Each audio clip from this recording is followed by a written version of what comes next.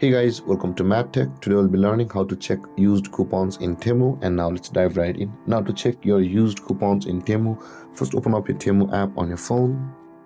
After opening your Temu app, guys, on this interface at the bottom of the screen you can see a bunch of options available for us.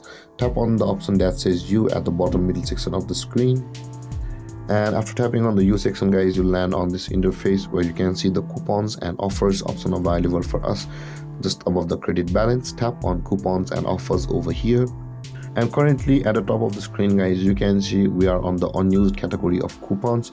And if we tap on the used section over here, just beside the unused at the top of the screen, we will be able to check all of our used coupons in Temu over here on this interface.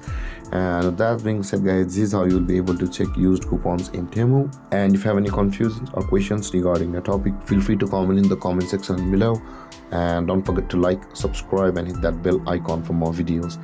Thank you for watching, guys. Peace.